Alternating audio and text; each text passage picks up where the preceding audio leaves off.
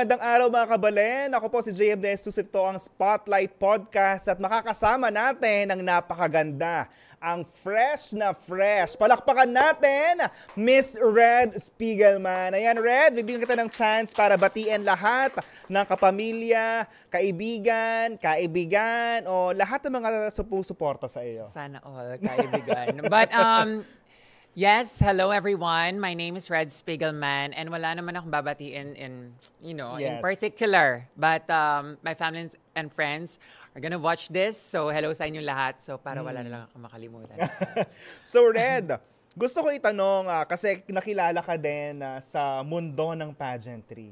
Kailan ka unang sumabak sa entablado at romampa? I started year 2019. And the story behind that, ang sabi kasi nila, well, yung sabihan that, speaking Kapampangan, yeah. Yung sabihan na kasi was, parang hindi ka mabubuo as budding kung hindi ka mo itatry and all.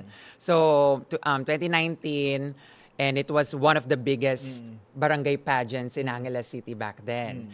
And nung sumali ako, I enjoyed, naging ate. Parang naging ate because of my age and it was also my first time. Pero I met a lot of girls. Parang 30 yata kami noon. And that's 2019. Then, when I experienced that one, they saw potential and I enjoyed it as well. So, may tuloy-tuloy but the pandemic hit. So, and makantaya mo naman nag-start na, actually up until now, very fresh siya ako. Even though nabala mo pila ng years sa milabas. Yeah. So, ano naging reaction naman ng family mo na nung nalaman nila na sumasali ka na sa pageantry? Kasi syempre, nakaayos ka, you're wearing siguro yung mga sexy clothes, nag-gown ka. Ano yung naging reaction nila? First, hindi talaga nila alam. It was all a secret.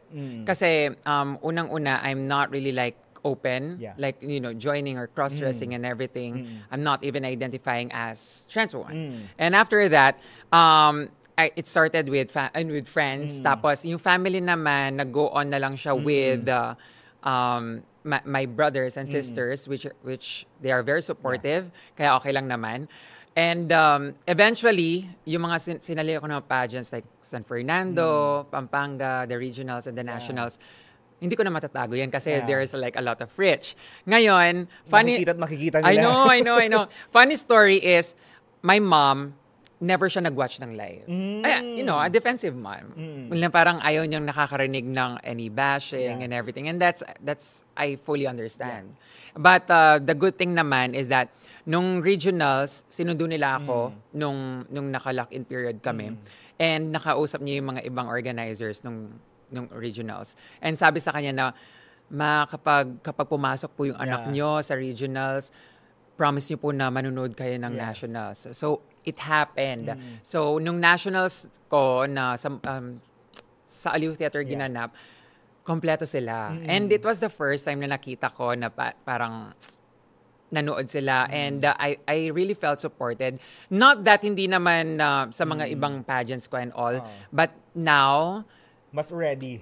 Yes. And I really felt the recognition from them. Kasi people from different places like here sa Angeles or sa San Fernando, sa mga kilala nila, I nakita ko si Red, nakita ko si ganyan. And actually, it's also, CLTV is also a part of it. When I was a co-host sa isang TV show nga dito, people see me and all. And they got to appreciate that it's more than just a pageant at some point na ginagawa ko.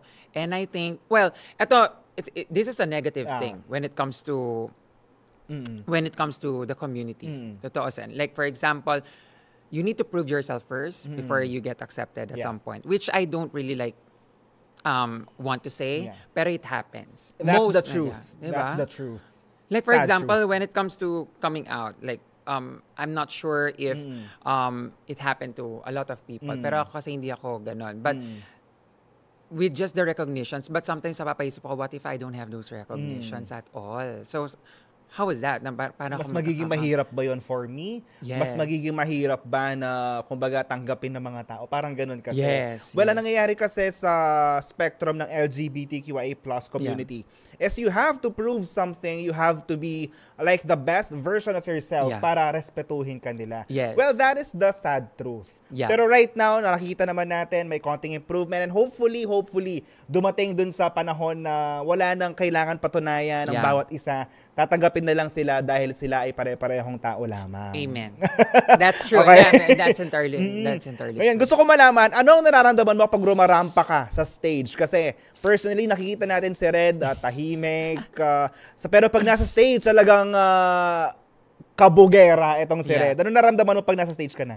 I'm bringing my all. Kumbaga, yun ang hindi kasi nila napapansin sa akin. Sabi mo nga, when it comes to the backstage kasi I try to be as chill as possible and I'm trying to save my energy at some point. Pero kapag nasa stage na kasi, I need to put everything out.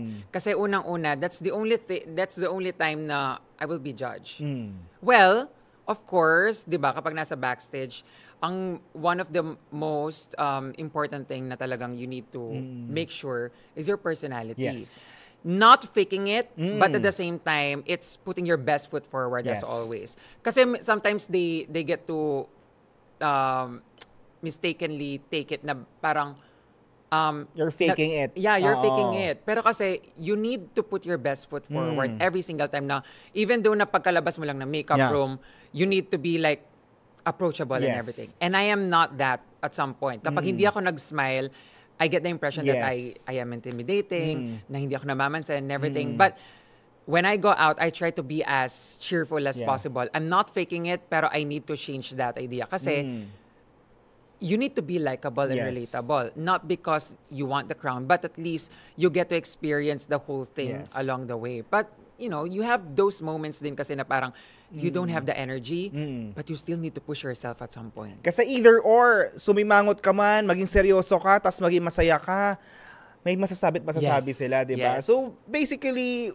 well, we have to be kind to one another. Kasi ang yun ang magiging solusyon sa lahat ng problema natin dito eh. If you're kind, if I'm kind to you, if you're kind to me, wala magiging problema sa mundo. Ngayon gusto ko malaman kasi Red po, meron siyang advocacy, lahat naman ng mga beauty queens natin, mga beauty kings, may mga advocacies. Meron siyang advocacy yung trans health. So, trans health, can you please elaborate more? Ano ba itong advocacy? Kasi minsan na natin marinig ito lahat about health, about siguro sa mga mahihirap, yung mga, ito, bago to trans health. Yes.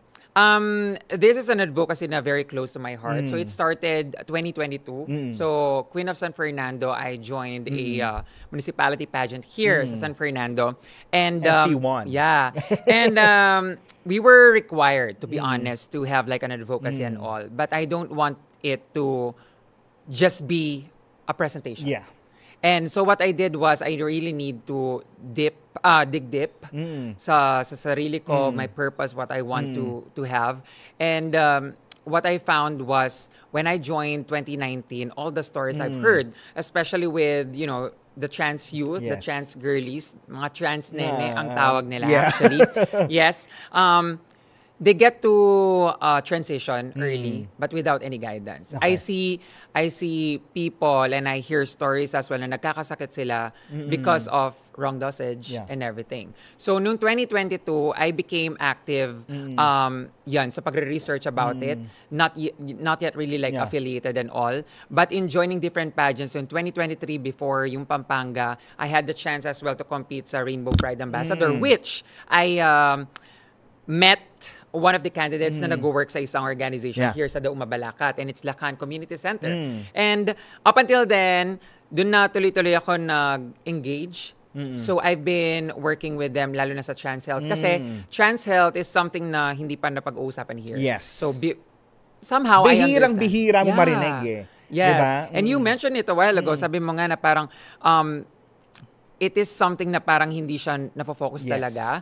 Kasi unang-una, before you focus on that one, you will focus General health. Yes, general Diba? health. General health. Tapos yung mga advocacies about, yun nga, nasabagin ko kanina, yung mga kahirapan, Yes. tourism, yun yung mga usual Yes. pag beauty queen ka. Pero Yes. nagulat ako, ikaw trans health. Very Yes. specific and very Yeah. close to your heart. Yes, kasi sabi ko nga, there are a lot of people already advocating for different Yes. causes. And the reason why I am here, people who are supporting me are trans. So sabi ko, I need to somehow give back and everything. And by experience din kasi siya. If I can be that example na, okay, I'm doing this, I'm doing that, at least I can always like be at it every Yeah. single time na kapag tanungin mo ko about it.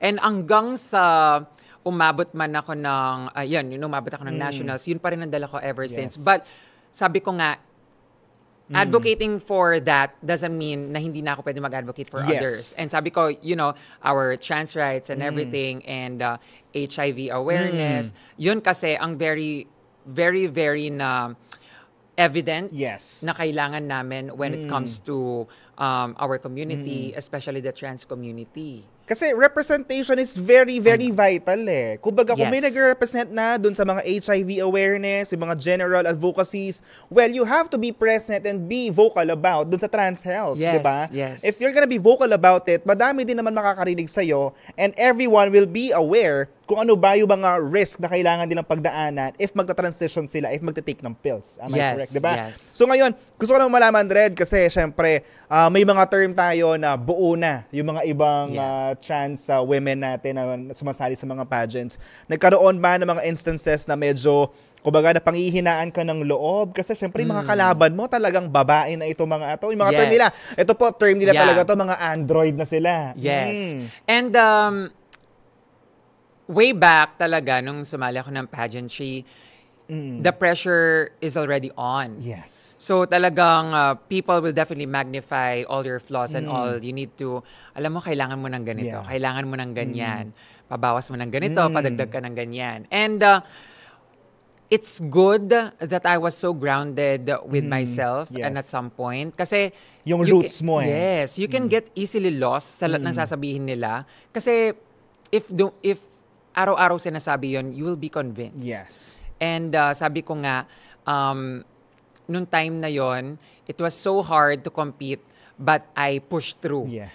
When I realized, nung San Fernando ako, the organization behind it, they believed in me Yeah. and they saw potential in me, even though na hindi ako nagta-transition. So I got the confidence to move forward, which is Pampanga, and I got the crown as well. And I heard different people as well saying na you may need this and like that, pero marami pa din naman yung mga taong they embrace me for who I am, and yun rin ang nag-push sa akin when it comes to MIQ na mag-push ng no transition, no medically transitioning na nangyari. Ngayon, ang next na nangyari naman is that, sabi ko nga, every time that they are asking me, I'm not closing my doors. Kasi if there will be like a thing na talagang na-advocate ko when it comes to trans health is that you can change your mind, but you need to assess yourself every single time. Yes. I always ask myself, dati sabi ko, gusto ko na bang mag-pills? Gusto ko na bang Yes. mag-transition? The answer was always no. But it takes experience, it takes community for you to realize what you really want. Kasi it's a lifetime commitment eh. Yes. Diba? Pag Yes. nag-start ka, tuloy-tuloy na yun eh. Yes, it should be like consistent. Yeah. But the good thing nga about it is you can always go back. Yes. You can always go back. You can always stop, especially if there are like health risks na talagang hindi naman may iwasan at some point. Pero ang sabi ko nga, I just want you to decide na ikaw talaga yung may gusto and not for other people. Hindi yung sinabi nila na kailangan mong magpalambot. Parang Yes, ganon. yes. But the pressure, lalo na sa pageantry, Yes. kasi the societal standards when it comes to trans pageantry is very high. Mas high pa nga siya kumpara, masasabi ko, when it comes to Miss Universe, ganyan. Kasi nga, sa amin, we are expected to have that perfect body kasi nga, it's what we do. Yes. Diba? How we present ourselves and everything. Pero, I am happy at some point na from the last year up until now that I Yes. see inclusivity sa Miss International Queen Philippines, I see people, I see girlies that are with different backgrounds, with different careers and everything. So doon ako nakafocus, and I'm so happy na nabigyan din sila ng chance. Yes. Kasi that's what we need. We, being a trans, it has like different facets. Yes. Hindi mo na talaga siya makikita na, okay, trans or whatever ito. You just need to accept them. And if they identified as trans, then they're trans. Yes. And you don't need to, like, you cannot really say that you're not trans enough. So, kulang ka pa, parang ganyan. But, I understand.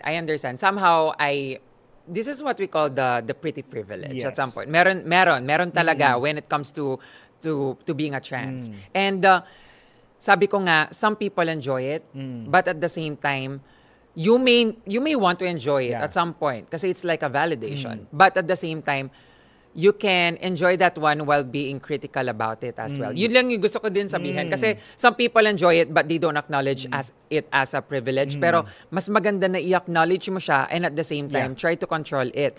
Kasi if hinayaan mo lang yon, there might be like sometimes wherein gagamitin nila yung pretty privilege or kung hindi man siya ganon, makikita mo yung difference nung asta nila sa ibang trans. And sabi ko, if you call that out, na bakit ako ganito yung ginawa mo sa akin, but sa kanya hindi, at least they will have like an idea na, hindi pala tama to. Mali. Maling-mali. Yeah, yun yung nakakalimutan lang, which sometimes I feel na experience ko. Sometimes ako naman yung nalileft behind. So, nasa gitna ako nun. So, I really want to put that out kasi it's sisters mo yan. Yeah. So, you need to take Trans care of them as well. sisters, So, you need to look out for them at some point. Not because you pass sa paningin ng ibang tao, you just need to accept it. But how about naman the others na they're still trying to get their stuff together at some point. Diba? So, sa lahat po ng hindi nakakaalam, si Red ay nakapenetrate po sa top 10 ng Miss International Queen ano kasing year ito? 2024. Last year 2024. lang. So, ang hirap doon. From 30 plus candidates, nakapasok siya sa top 10. So, how does it feel naman noon na, syempre, hindi ka pa talaga nag-transition? Yeah. Pero, top 10. That's a very huge thing doon sa MIQ, lalo na yung mga kalaban mo. Talagang ang gaganda, ang sexy, curvaceous na sila. Up until now, talagang it felt very surreal na kapag pinapanood ko yung mga videos. Kasi parang, torch bearer ka eh. Nabigla din ako noon. Kasi, sabi ko nga, I can definitely say that I was really underestimated at some point. Yes, that's correct. Pero, I don't see it that way. Pero sabi ko nga, when they are announcing the top 10, I was like, not praying for it, but I was hoping. Yes, hoping. So sabi ko nga, I'm hoping, pero kung hindi makapapasok, that's entirely okay. Kasi from top 10, 33 kami, lahat magaling, lahat maganda. So binibilang ko, sino pa yung pwede? And dami mong pwedeng bilangin. So nung natawag ng 7 or 8, I was just in shock. Hindi rin ako makapaniwala. And I just hear the screams and everything. Tapos hindi talaga ako makapaniwala. Kasi nga, unang-una, sabi ko, iniisip ko, bakit? Actually, bakit? And kasi sabi ko nga, there are a lot of people na appreciate nila at some point. And when it comes to bodies, physicalities, and everything, I know that I am not in my best. And I can say that, that now, kasi way back then, kala ko prime years ko na yun. Yes. I was on the edge na, sabi ko, this is my prime year. So after ng mga momentum, yung momentum ko nandyan, sinali ko na. And actually, sinabi ko rin sa sarili ko na after the MIQ, I'm done. I'm done. Sabi ko talaga. Pero kasi kala ko, yun na yung pinaka-peak. Yes. But, not yet. Tapos sabi nga nila, dun mo din ma-realize din naman talaga na you will have like a lot of opportunities to grow. Not only like, in the physical things, but how you want to see yourself, and it will never end there. Kaya sabi ko nga, thank you kasi hindi ako hinayaan ng universe to stop it there. Sabi nga, they presented like a lot of opportunities on how you grow. Like, sabi ko nga, if I will be like going back this year, alam kong mas better ako last year. And sabi ko nga, iba din talaga yung point na pumasok ka sa MIQ, bringing your authentic self, and getting appreciated for it. Like, I mean, after the pageant, there are a lot of message na natanggap ko. Like, you know what, hindi ko in-expect na makakapasok ka. Yeah. And I didn't see myself like joining pageants, but because of you, how you presented yourself and all. Kasi there are girlies or my trans sisters na hindi nakakapag-transition because of health risk. Second naman, it takes consistency kasi hindi mura. Yes, like siguro minimum per month ng mga tinitake namin would be like, I don't know, 3K, 4K. That's just like, diba? How can you afford that one, especially if you're a student and you want to transition? Madaming factors din talaga kung bakit hindi nakakapag-transition ng isang kapatid natin or kapatid ko at some point. And that is really valid. And that is really valid. Sometimes family, di ba? Yeah. Sometimes, ano bang sasabihin? Sometimes they're not yet sure. Pero they want to pursue a dream like going in a pageant, joining. And yun ang nakakapag, somehow, nakakapigil sa kanila. Yes. Kasi, lalo na ngayon, it's very hard sa pageantry. Lalo na lagi naka-live and everything. People have the say na parang, kulang siya ng ganito, kulang siya ng ganyan. And high quality kasi yung videos. I know. Then. And, even grammar lapses, they're very critical of it. Sabi ko nga... Kasi yung judge sa harap mo, 10 lang, pero lahat na nanonood, judge yan. I know. Online. Ang nakakatawa pa, to be honest, is that they're very critical when it comes to candidates na lumalaban sa pageant, but not when it comes to voting. Yes! Ayan po ang gusto din ko. nating sabihin. Kung judgmental tayo sa pageantry, sa lahat ng candidates, maging judgmental naman tayo sa election. I know. Kung hindi kung lahat ng grammar nila may konting pangit na buhok, ayaw natin, sana naman sa election din, maging sensitive din tayo sa mga ganun. Ngayon, gusto ko rin malaman, Red, aabangan ba natin ang pagbabalik ng Red Spiegelman sa national stage? Anytime sooner? I'm not closing my doors. I'm not closing my doors when it comes to pageantry right now. Yun ang sinasabi ko. Kung dati sinabi ko after the MIQ, I'm done. I saw myself like how I transform after that experience and engaging myself more with my community, with my sisters, with my newfound friends from MIQ, na talagang I know that there will be like my friends that, you know, for a lifetime and all. Dun ko na-realize and how I envision myself, it's much more stronger, much more